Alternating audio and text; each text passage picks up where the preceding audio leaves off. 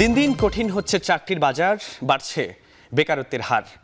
এমন হতাশার মাঝেও বেশ কিছু সরকারি ও বেসরকারি সংস্থা দেখাচ্ছে আশার আলো। তবে তার জন্য সবসময় রাখতে হবে প্রস্তুত, রাখতে হবে আপডেট। সবাইকে স্বাগত জানাচ্ছি চাকরির বাজারে, সঙ্গে আছি আমি ফরহাদ বিন নূর। এই সপ্তাহের সবচেয়ে গুরুত্বপূর্ণ বেশ কিছু চাকরির বিজ্ঞপ্তি আমরা দেখে নেব। বেসরকারি আর্থিক লেনদেনকারী প্রতিষ্ঠান ইস্টার্ন ব্যাংক পিএলসিতে ফিউচার লিডার প্রোগ্রাম পদে জনবল নিয়োগ দেওয়া হবে। আগ্রহীরা আগামী 15 ফেব্রুয়ারি পর্যন্ত অনলাইনের মাধ্যমে আবেদন করতে পারবেন। প্রতিষ্ঠানের নাম সহ আমরা একটু বিস্তারিত দেখে আসব। প্রতিষ্ঠানের নাম ইস্টার্ন ব্যাংক পিএলসি, পদের নাম ফিউচার লিডার প্রোগ্রাম, পদ সংখ্যা নির্ধারিত নয়। শিক্ষাগত যোগ্যতা এখানে স্নাতক চাওয়া হয়েছে, অভিজ্ঞতা এখানে প্রযোজ্য নয়।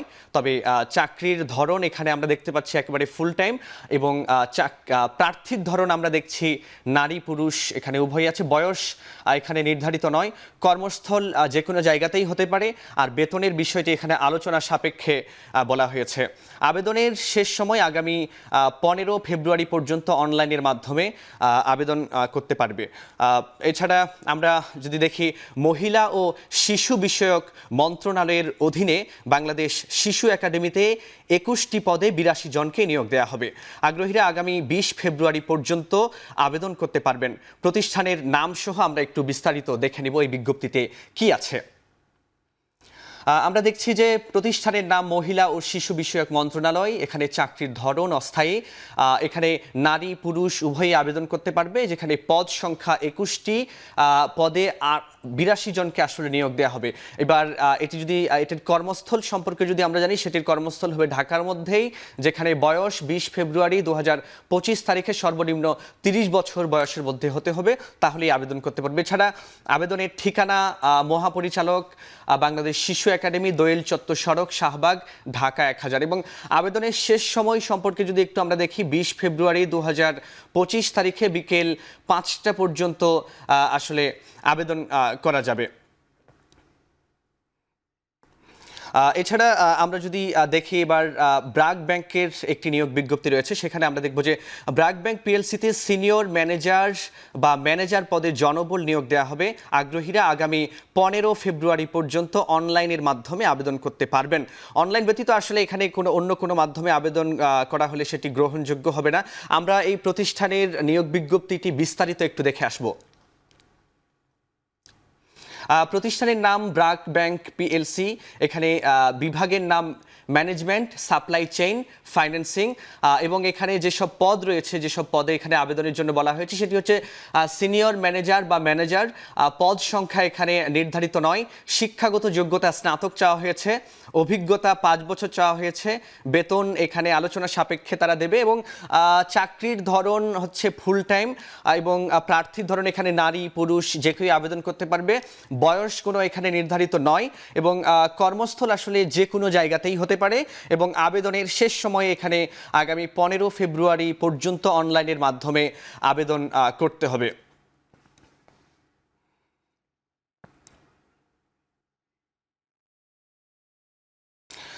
আমরা যাচ্ছি চাকরির বাজারের বিরতিতে, ফিরছি একটু পরই।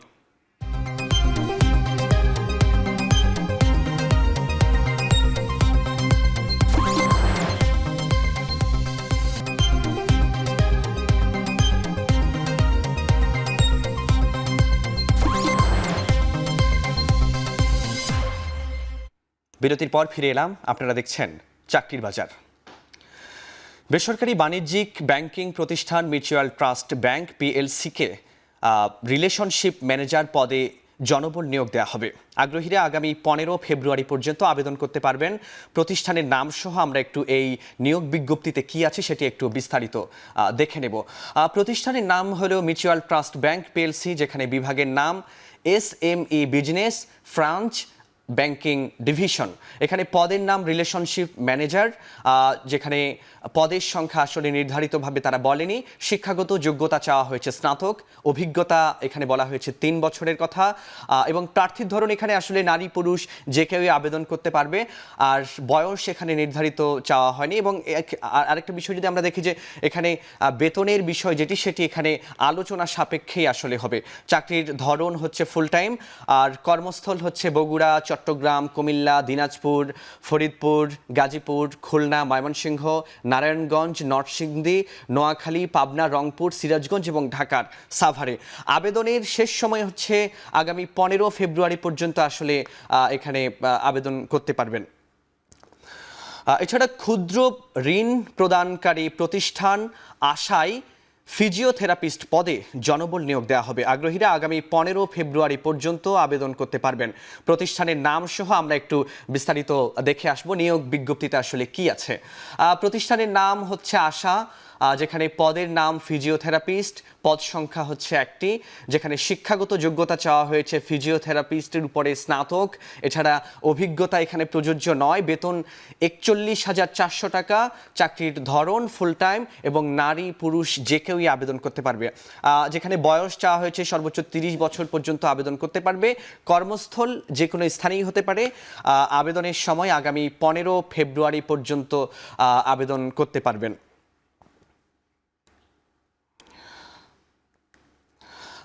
বিমান বাংলাদেশ এয়ারলাইন্স লিমিটেড নিয়োগ বিজ্ঞপ্তি প্রকাশ করেছে। প্রতিষ্ঠানটি 3টি পদে 152 জনকে নিয়োগ দেবে। এইচএসসি পাশ করা চাকরি প্রার্থীদের আবেদনের সুযোগ রয়েছে। আগ্রহীরা আগামী 5 মার্চ পর্যন্ত বিকেল 5টা পর্যন্ত আবেদন করতে পারবেন। আমরা একটু তবে এটি অনলাইনের মাধ্যমে আবেদন করলে কেউ গ্রহণযোগ্য হবে না। আমরা একটু এটির বিস্তারিত দেখে আসব কি আছে এই চাকরির নিয়োগ বিজ্ঞপ্তিতে। আমরা দেখব যে প্রতিষ্ঠানের নাম এখানে রয়েছে বিমান বাংলাদেশ এয়ারলাইন্স লিমিটেড। চাকরির ধরন জিএসই ক্যাজুয়াল। পদের নাম জেনারেল জোনাল সেলস ইনচার্জ। এছাড়া এখানে আবেদন করতে পারবে প্রার্থী নারী পুরুষ যে কেউই, কর্মস্থল যে কোনো স্থানেই হতে পারে। আর বয়স 4 ফেব্রুয়ারি 2025 তারিখ থেকে এখানে 18 থেকে 32 বছর বয়সী যে কেউ আবেদন করতে পারবেন। এসএসসি পাশের সনদপত্রের ভিত্তিতে আসলে বয়সসীমা নির্ধারণ করা হবে। কেউ এফিডেভিট করে বয়স এদিক ওদিক করলে সেটি গ্রহণযোগ্য হবে না। এছাড়া আবেদনের শেষ সময় হচ্ছে 5 মার্চ 2025 বিকেল 5টা পর্যন্ত অনলাইনের মাধ্যমে আবেদন করতে পারবেন। অনলাইন ব্যতীত অন্য কোনো মাধ্যমে এটি গ্রহণযোগ্য হবে না। আমরা আরেকটি বিরতি নিব। বিরতির পর আবারও ফিরছি, সঙ্গেই থাকুন।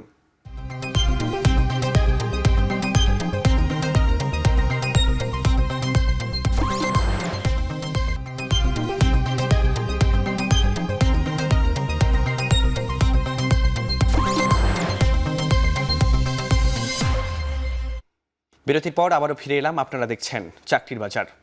দর্শক, আপনারা নিশ্চয়ই জানেন প্রতি সপ্তাহে আমাদের সাথে একজন অতিথি উপস্থিত থাকেন, যিনি আমাদের চাকরির বাজার ও বিভিন্ন কর্পোরেট টিপস দিয়ে থাকেন।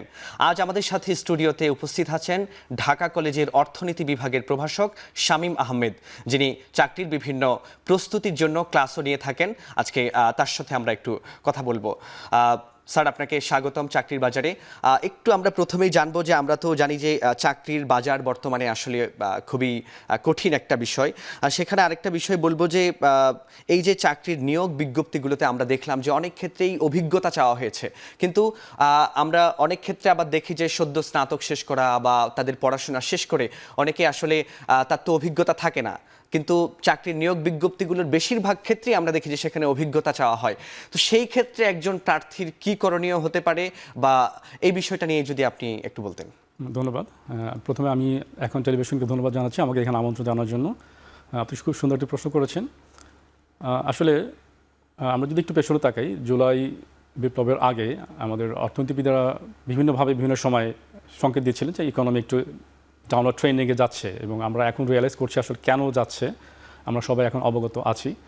সো তখনও কিছুটা নিয়োগের ক্ষেত্রে কিছু ঘাটতি দেখেছি, আমরা এখনও দেখছি যে বর্তমান সরকার আসবার পর আমরা জানি যে কোনো অভ্যুত্থান ঘটবার পরে একটু রিকনস্ট্রাকশনের জন্য কিছু সময় নেয়। সেজন্য হয়তো কিছুটা নিয়োগ কম আছে এবং আশা করছি যে পরবর্তীতে পলিটিক্যাল গভর্নমেন্ট যখন আসবে তখন হয়তো নিয়োগটা অনেক বেশি হবে। তো প্রশ্ন ছিল যে কেন ফ্রেশারদেরকে মানে এক্সপিরিয়েন্সদের কেন রিক্রুট করার জন্য এমপ্লয়াররা আগ্রহী। আসলে যারা এমপ্লয় করবে রিক্রুটার যারা, তারা সবসময় চাইবে to get the maximum from those who are they are recruiting. So এই ক্ষেত্রে তারা অবশ্যই এক্সপিরিয়েন্সদেরকে প্রেফার করে, এবং যেহেতু একজন ফ্রেশারকে নিয়োগ দেওয়ার পরে তার কাজটা বুঝে উঠতে একটু সময় লেগে যায়, সো তারা সেই রিস্কটা নিতে চায় না। সো আমি ফ্রেশারদের উদ্দেশ্যে যেটা সবসময় বলবার চেষ্টা করি যে তোমরা যখন গ্র্যাজুয়েশন করছো, শুধুমাত্র গ্র্যাজুয়েশনের দিকে মনোযোগী না হয়ে তোমরা যদি আরও কিছু ভ্যালু অ্যাড করো তোমাদের অর্জনের পাশাপাশি, যেমন সবসময় যেটা বলি যে firstly you have to have the command in English or communications. So if you have that command then you can be preferred to your recruiter, and secondly we must have idea on ICT. So তোমার যদি আইসিটির উপরে ভালো knowledge থাকে then recruiter will find you. So এগুলো থাকলে হয়তোবা, and if you are able to convince the recruiter that you have the command in English and you have vast idea in ICT, then experience না থাকলে হয়তোবা recruiter তোমাদেরকে prefer করবে। So এগুলোর পাশাপাশি আমরা দেখি নিয়োগের ক্ষেত্রে দু ধরনের নিয়োগ হয়, একটা হচ্ছে জেনারেল সাইডে, আরেকটা হচ্ছে প্রফেশনাল ক্ষেত্রে। প্রফেশনাল দ্যাট মিনস ফিজিশিয়ানস বা ডক্টর যেটা বলি, বা ইঞ্জিনিয়ার্স বা আর্কিটেক্ট। সো তারা যখন ফ্রেশার হিসেবে যখন বের হয়ে আসে তারা হয়তো সেই অপরচুনিটি পায় না। সো তাদেরকে আমি সবসময় যেটা বলি, you have to be creative. So just try to think something innovative আর নিউ আইডিয়া। এটা যদি তুমি প্রুভ করতে পারো তোমার রিক্রুটারদের কাছে, তাহলে you will get obviously some advantage. আচ্ছা, অনেক ক্ষেত্রেই আমরা দেখি যে মানে প্রার্থী একজন চাওয়া হয়, যে একজন প্রার্থী তাদের লাগবে, কিন্তু দেখা যাচ্ছে সেখানে দেখা যায় দুজন প্রার্থী যদি তারা হচ্ছে সেখানে একদম যোগ্য হয়, সেখানে একজন আসলে কোন পারফরমেন্সের বিচারে আসলে একজনকে নেওয়া হতে পারে, এই বিষয়টা যদি আমাদের একটু আপনি বলেন আপনার মতো। ফার্স্টলি একজন রিক্রুটার যেটা চায়, মানে how you are able to present yourself to the recruiter. আমি যত ভালোভাবে আমি নিজেকে প্রেজেন্ট করতে পারবো, রিক্রুটাররা তত বেশি আমাকে প্রেফার করবে। আমার যেই একাডেমিক সাইডে আমি যেটা অর্জন করেছি সেটা আমার ঘাটতি থাকতেই পারে, কিন্তু আমার যতটুকু ঘাটতি আছে সেটা যদি আমি আমার অন্যভাবে সেটা যদি আমি কনভিন্স করতে পারি রিক্রুটারদেরকে, তাহলে রিক্রুটার অবশ্যই আমাকে সেখানে অ্যাডভান্টেজ দেবে। হতে পারে আমি যে বিষয়ে পড়াশোনা করছি সেখানে আমার হয়তো 100% আমার দখল নেই বা আমার নলেজ নেই, আমার হয়তো 70% আছে। আমার যে 30% গ্যাপটা আছে সেটা যদি আমি আমার ফ্লুয়েন্স ইন ইংলিশ, আমার আদার ক্রিয়েটিভিটি আমি যদি তাদেরকে শো করতে পারি, অ্যান্ড আমার যদি দেখাই যে I have vast knowledge in ICT, এটা যদি আমি কনভিন্স করতে পারি, আমি তাদেরকে প্রেজেন্ট করতে পারি নিজেকে, তাহলে অবশ্যই তারা আমাকে প্রেফার করবে। আচ্ছা, আরেকটা বিষয় একটু বলবেন যে সেটা হচ্ছে যে পূর্ববর্তী কোম্পানির পরিবেশ কতটুকু গুরুত্বপূর্ণ নতুন কোম্পানিতে আসলে নিয়োগের ক্ষেত্রে, এটি বলবেন। আরেকটি প্রশ্ন দিয়ে আমি শেষ করব। আমি যখন যেই কোম্পানিতে ইন্টারভিউ দেওয়ার জন্য যাব, অবশ্যই আমাকে সেই কোম্পানি সম্পর্কে জানতে হবে, আমি কেন এখানে এসেছি। So I must have the idea what I am here, why I am here. আমি কেন এখানে এসে আমার সেই কোম্পানির প্রোফাইল সম্পর্কে জানতে হবে, আমি কি কাজ করব বা আমি কতটুকু নিয়োগপ্রাপ্ত হলে আমি কতটুকু দিতে পারবো সেটা আমাকে অবশ্যই জানতে হবে, তাদেরকে সেটা প্রেজেন্ট করতে হবে, প্রুভ করে দেখাতে হবে। যদি আমার আইডিয়া না থাকে, আমি যদি নাই জানি আমি কেন এখানে এসে ইন্টারভিউ দিচ্ছি, তাহলে তারা তো অবশ্যই আমাকে এখানে প্রেফার করবে না। জি, আরেকটা বিষয় একটু ছোট্ট করে বলি যে আমরা কিছু সফট স্কিলের ক্ষেত্রে অনেকের ঘাটতি থাকে। অনেক ভালো মেধাবী শিক্ষার্থী, ডিপার্টমেন্টে ফার্স্ট, অনেক ভালো রেজাল্ট, কিন্তু দেখা যায় যে সফট স্কিলের ক্ষেত্রে অনেক জায়গায় ঘাটতি থাকে, যেমন সিভি তৈরির ক্ষেত্রে। এই জায়গাগুলো চাকরির ক্ষেত্রে কতটা গুরুত্বপূর্ণ, এবং সেখানে চাকরি প্রার্থীদের আসলে কি করা উচিত বলে আপনি মনে করেন? অবশ্যই ভেরি গুড কোয়েশ্চেন। আমরা সবসময় যেটাতে পিছিয়ে থাকি, বা আমাদের ছেলেরা যারা ফ্রেশার যারা যেটা পিছিয়ে থাকে, সেটা হচ্ছে তারা শুধুমাত্র যেটা নিয়ে পড়ছে সেটাতেই মনোযোগী থাকে। সো এটার পাশাপাশি যে অ্যাডিশনাল, আমি বারবার যেটা বলছি যে অ্যাডিশনাল যেই বিষয়গুলোতে আমার যোগ্যতা বা দক্ষতা বা স্কিলটা অর্জন করা দরকার, সেটাতে আমার মনোযোগী হই না। যেটা বলেছি ইতিপূর্বে যে আমার কম্পিউটার বেসড নলেজ এবং কমিউনিকেশন যে স্কিলটা সেটা করতে হবে সেটা।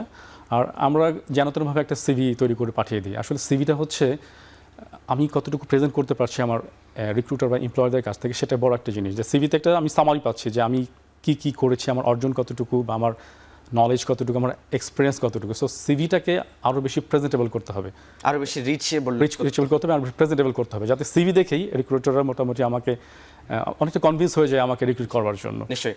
অনেক ধন্যবাদ আপনাকে আমাদের আজকের চাকরির বাজারে উপস্থিত থাকার জন্য। আপনাকেও ধন্যবাদ, এখন টেলিভিশনকে ধন্যবাদ। এতক্ষণ সাথে থাকার জন্য সবাইকে অসংখ্য ধন্যবাদ। দেখা হবে পরবর্তী সপ্তাহে। তবে আপনার কোম্পানির যে কোনো নিয়োগ বিজ্ঞপ্তি প্রচারের জন্য আমাদের সাথে যোগাযোগ করুন, এবং যারা চাকরির জন্য আবেদন করতে চাচ্ছেন তারাও আমাদের ইমেইলে আপনার সিভি পাঠিয়ে রাখুন। আপনার কোম্পানি বা প্রতিষ্ঠানের নিয়োগের বিজ্ঞপ্তি এবং সিভি পাঠানোর ঠিকানা চাকরির বাজার @এখন.tv। শেষ করছি চাকরির বাজার।